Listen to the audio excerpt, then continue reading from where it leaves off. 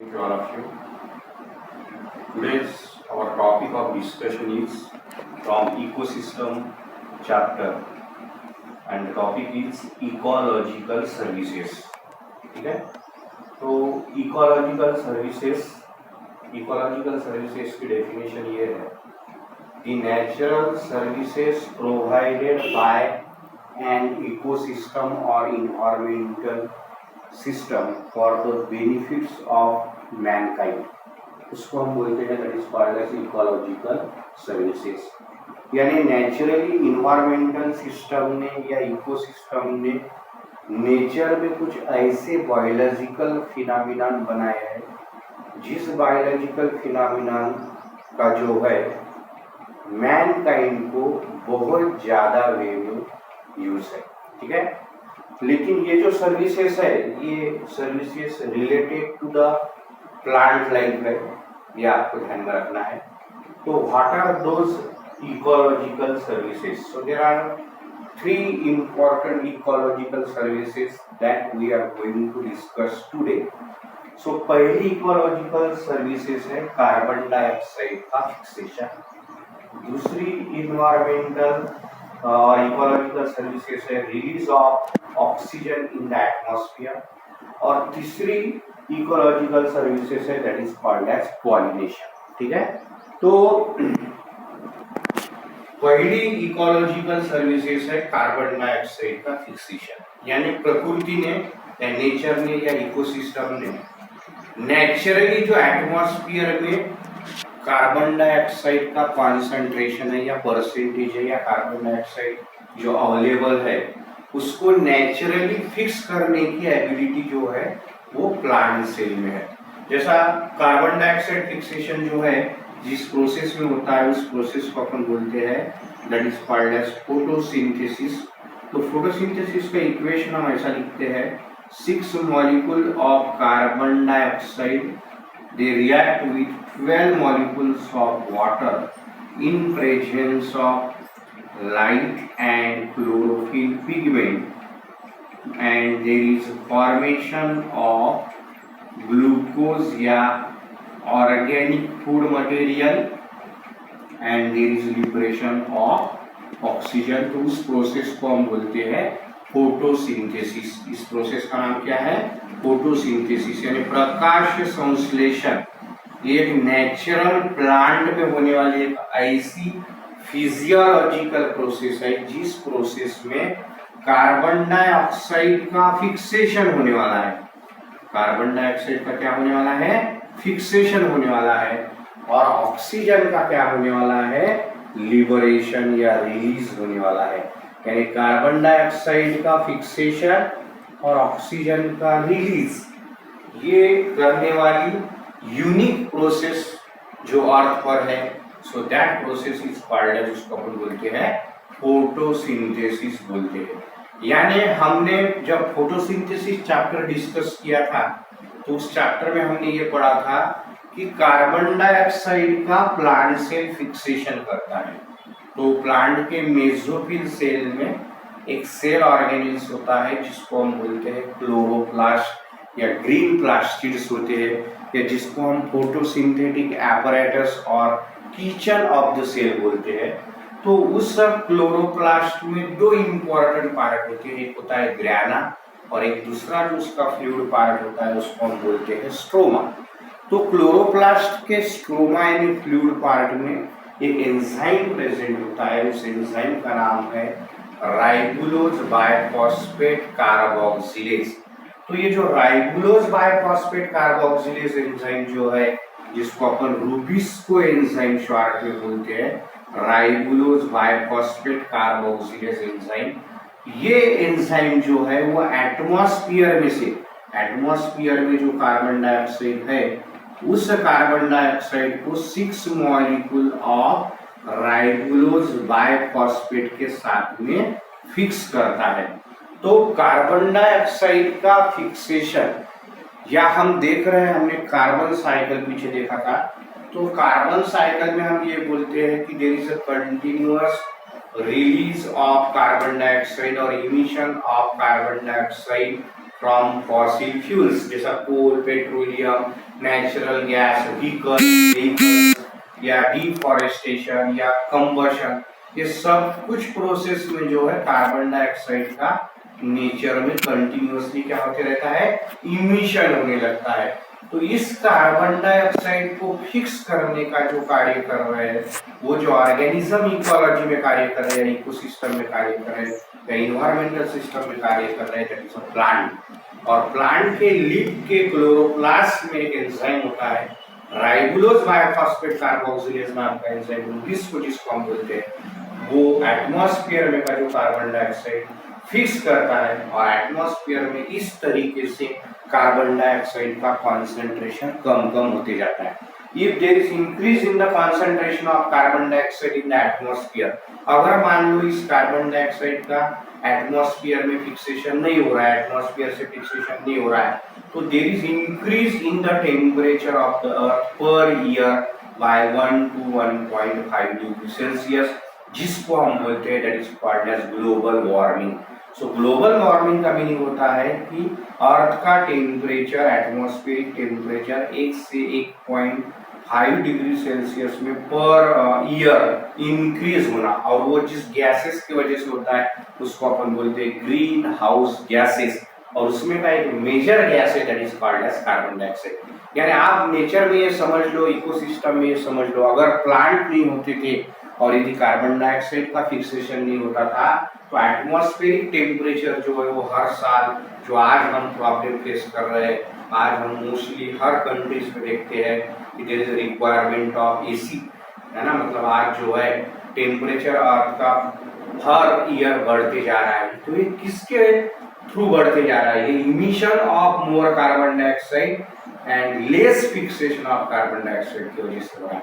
जैसा हमने डिफॉरेस्टेशन किया, हमने प्लांट को कट किया, तो प्लांट को कट करने की वजह से ऑब्वियसली हम ये बोलेंगे कि कार्बन डाइऑक्साइड फिक्सेशन का रेट कम हो गया, और इसके अपोजिट में टेम्परेचर हर साल राइज हो रहा है। इसकी वजह से क्या हो रहा है? ग्लोबल वार्मिंग हो रहा है, और ग्लोबल वार्मिंग की वजह से क्या हो रहा है?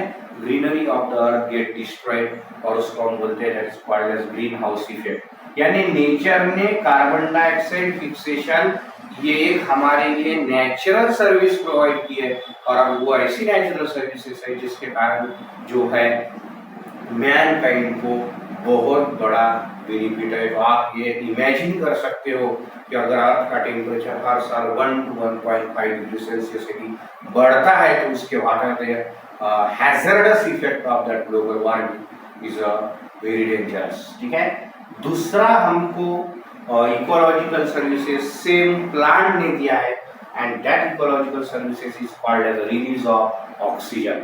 यानी फोटोसिंथेसिस ही है अर्थ पर की एक ऐसी फिजियोलॉजिकल प्रोसेस है जिसमें वातावरण में ऑक्सीजन का रिलीज हो रहा है, और ऑक्सीजन जो हम रिस्पिरेशन में यूज करते हैं, हम रिस्पिरेशन के दो टाइप बताते हैं, एक एरोबिक रिस्पिरेशन और एक अनएरोबिक रिस्पिरेशन।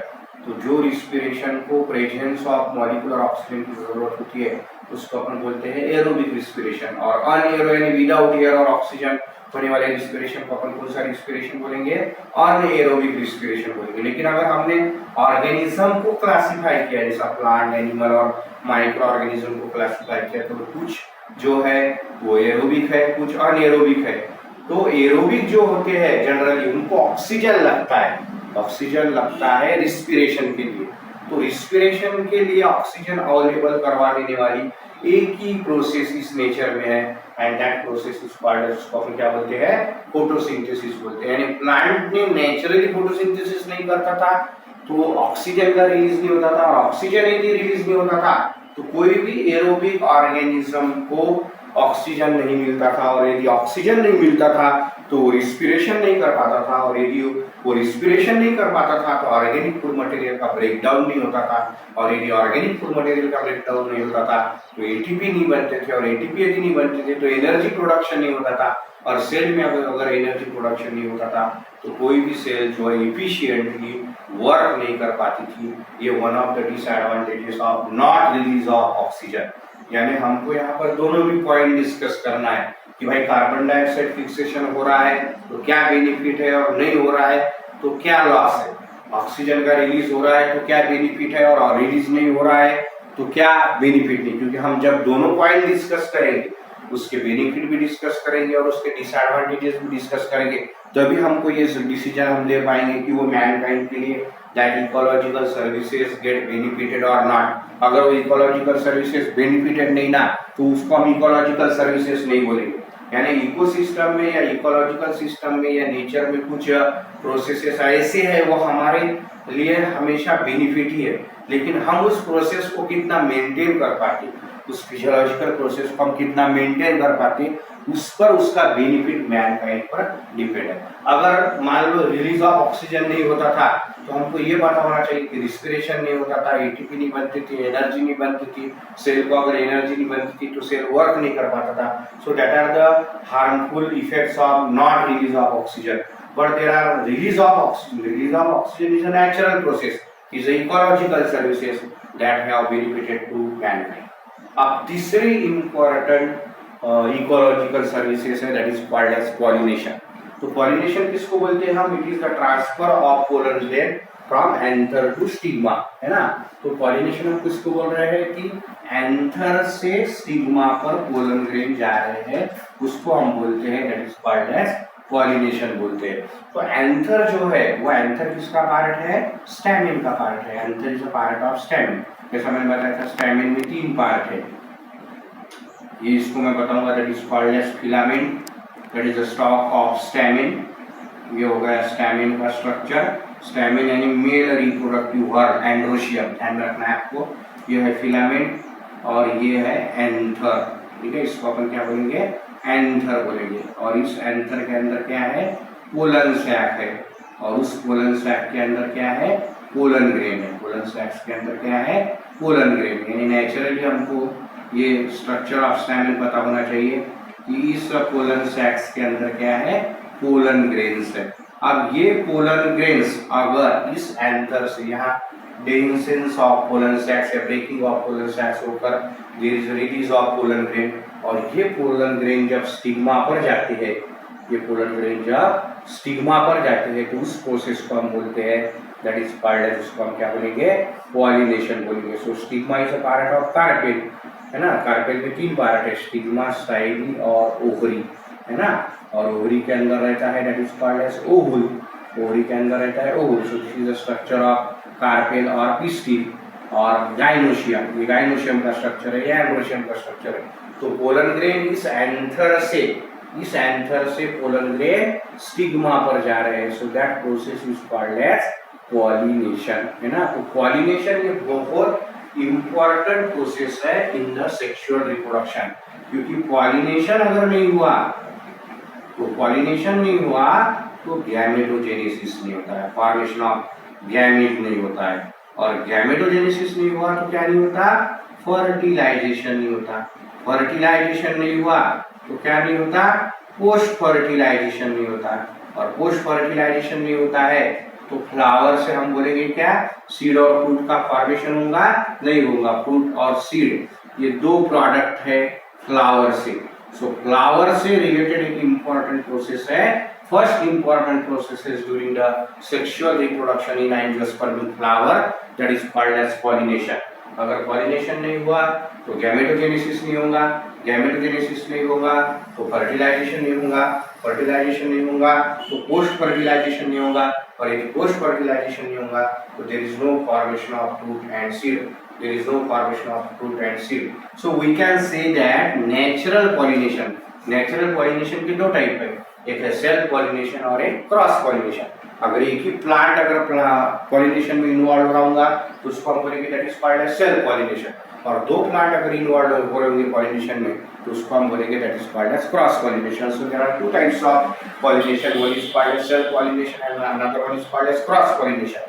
तो सेल्फ पॉलिनेशन और क्रॉस पॉलिनेशन, तो दोनों भी पॉलिनेशन बहुत इंपॉर्टेंट है, क्योंकि पॉलिनेशन अगर नहीं हो रहा होगा तो गैमेटोजेनेसिस नहीं होगा, गैमेटोजेनेसिस नहीं हो रहा तो फर्टिलाइजेशन नहीं होगा, पोस्ट फर्टिलाइजेशन नहीं होगा, और फ्लावर से फ्रूट और सीड कभी भी नहीं फॉर्म होंगे।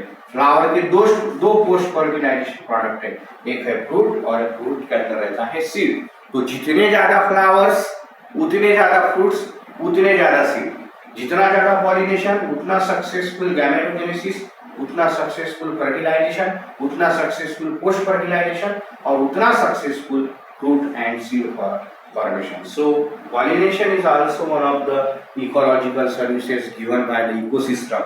तो इकोसिस्टम ने हमको नेचर ने हमको पॉलिनेशन जो है एक नेचुरल इकोसिस्टम जो है, मतलब नेचर ने एक नेचुरल बायोलॉजिकल फिनोमेना दिया है जिसके कारण हम प्लांट्स जो है वो फ्रूट सीड का प्रोडक्शन कर सकता है। तो देखो इतने सारे प्लांट्स में इतने डिफरेंट टाइप्स के फ्रूट्स, इतने डिफरेंट टाइप्स के सीड, इतने डिफरेंट टाइप्स के फ्लावर, ये सब कुछ आ रहा है, मतलब वहाँ पर हमारा कोई भी इंटरफेरेंस नहीं है, लेकिन ये इकोलॉजिकल सर्विसेज है। तो जितने ज़्यादा फ्रूट्स, सीड्स, फ्लावर्स ये रिप्रोडक्टिव पार्ट है या कमर्शियल पार्ट है, तो ये प्लांट जो है, ये कमर्शियल पार्ट जो है वो ह्यूमन को मिल रहा है। ये मिलने के पीछे कौन सी प्रोसेस रिस्पॉन्सिबल है? Pollination. So these are the three important ecological services. पहले हमने इकोलॉजिकल सर्विसेज कौन सी बताई है? कार्बन डाइऑक्साइड का फिक्सेशन। दूसरी हमने इकोलॉजिकल सर्विसेज कौन सी बताई है? Release of oxygen. और तीसरी इकोलॉजिकल सर्विसेज हमने कौन सी बताई है? पॉलिनेशन बताई है। तो fixation of carbon dioxide photosynthesis process में हो रहा है, release of oxygen photosynthesis process में हो रहा है, और पॉलिनेशन जो है वो सेक्सुअल रिप्रोडक्शन का एक इम्पोर्टेंट पार्ट है। अगर कार्बन डाइऑक्साइड का फिक्सेशन नहीं हो रहा है तो ग्लोबल वार्मिंग हो रहा है। ग्लोबल वार्मिंग होने की वजह से टेम्परेचर बढ़ रहा है, ग्रीनरी जो है अर्थ की डिस्ट्रॉय हो रही, ग्रीन हाउस इफेक्ट हो रहा है।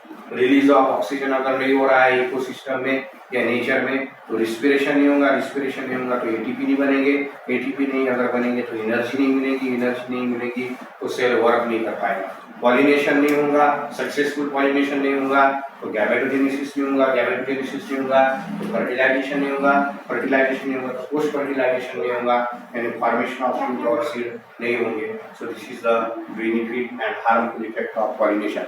तो ये इकोलॉजिकल सर्विसेज जो है, नेचर ने कुछ बायोलॉजिकल फिनोमेना ऐसे बनाए हैं जिसके मैक्सिमम बेनिफिट है to the mankind and that services they are called as ecological services. तो आपको इस पे सवाल वो एंट्रेंस एग्जामिनेशन में पूछ सकता है या बोर्ड में सवाल पूछ सकता है। Explain briefly the various ecological services और write a note on ecological services और what are the ecological services provided for the benefit of mankind. ऐसा कोई भी क्वेश्चंस को बोर्ड भी लेवल पर भी वो पूछ सकता है। तो हमारे कंसेप्ट क्लियर रहने चाहिए कि कार्बन डाइऑक्साइड फिक्सेशन कहाँ हो रहा है, रिलीज ऑफ ऑक्सीजन कहाँ हो रहा है, पॉलिनेशन कहाँ हो रहा है, उसके बेनिफिट्स क्या है, और वो अगर नहीं हो रहे हैं तो उसके हार्मफुल इफेक्ट्स क्या है।